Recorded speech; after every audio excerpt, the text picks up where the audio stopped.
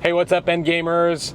It's me, your boy, Sean P. here, and this is Brick by Brick, my step-by-step second go-around of launching back into real estate. And on this YouTube channel, what I do is I share all of the steps I'm taking in my second launch. So for those of you who might not know me, I've been in real estate for almost 20 years. Had a great team in Toronto, sold my team, started a coaching company, and moved out to the West Coast. I live on the West Coast now, and I'm starting a new business here. And on this channel, I'm taking you through step by step all the things that I'm doing, starting from scratch in a city where I don't know anybody. Okay, so if you haven't already, please like and subscribe. And if you have questions or anything that you want me to touch on, I'd love to hear about it. So drop me a line in the comments. Okay, so here's the deal. In our last segment, I was saying that I'm in the hump. The hump is something that every newer agent goes through when they're getting their business started. It's where you're typically 3 to 5 months in, you've been working pretty hard, and not as much is showing up as you would like.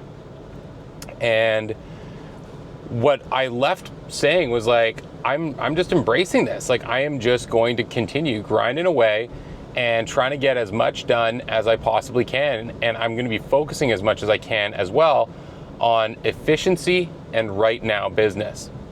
Okay, so here's the deal. I wanted to talk a little bit about my schedule. But first, I had a couple people reach out and say, hey, how you doing kind of thing. I watched what you posted. And I just wanted to say to the people who touched base with me, you guys are awesome. And it really meant a lot. And also, the real estate gods, they've got this way of rewarding people who push through when times are a little bit harder than we want them to be. And I'm shooting this on Tuesday night, and this week so far, I've booked 4 appointments I'm really excited about. 4.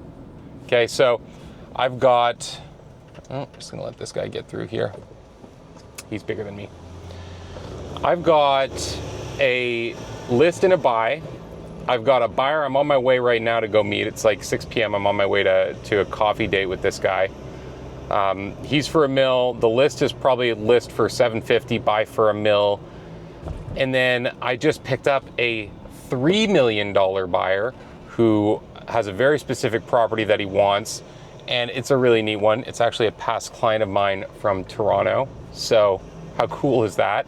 And then finally, the last one is not a piece of immediate business. It's like a key relationship deal that I've been working towards. I just booked a sit down with the admissions manager for a string of boutique assisted living facilities in Victoria. And we're going to talk about some collaborative marketing stuff that we could do for her to help people move into her communities and for me to help those people sell their homes. Okay, so really, really exciting 2 days of activity, guys. So there you go. Put your shoulder in and keep going. Here's what I want to talk to you about, though. Okay, here's the deal. When you are trying to figure out how to fit everything into your business, sometimes we can get into this rut of doing things the same way. And one of the most effective things I've found in trying to manage all the stuff that comes with running any business, let alone, multiple small businesses, is understanding that you have the ability to change your schedule. So typically, and you can ask my personal one-on-one coaching clients, I have a couple people who I still coach one-on-one, and I can just tell you, I move their time slots at least once every quarter, and they're just gracious about it. I'm super grateful that they deal with me. But I'm always trying to figure out how to squeeze as much efficiency as I possibly can out of my calendar. And so it's summertime right now. I'm shooting this in the first half of July, and my kids are out of school. So typically I'm kind of protective of evenings and weekends because that's when my kids are around. And yet evenings and weekends are prime lead gen because people are able to talk. So I'm actually shifting my schedule. I'm flipping it completely upside down. I'm literally doing evening door knocking 3 or 4 times a week because the numbers are just crazy when you're getting after people at dinner time. Everybody's home. Everyone's eating dinner. They're just a couple steps away from their door. They're not on the phone. They're not in a meeting. It's beautiful. And then as well, I'm putting in open houses. Now, open houses are something that I did not do for the past decade of running my team because I had a team. And yet, damn, they're good. In fact, 2 of the appointments that I booked this week, into this week, were both from people from my open house on Sunday.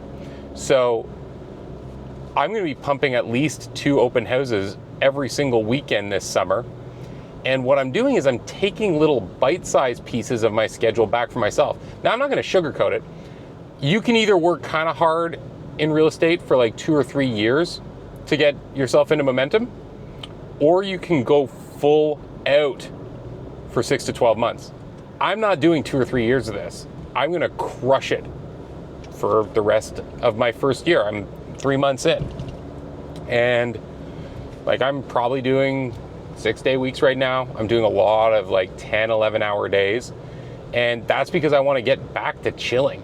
Okay. And I love money, and I know how much money you can make in this business. And it fits me like a glove. So I'm kind of having fun too.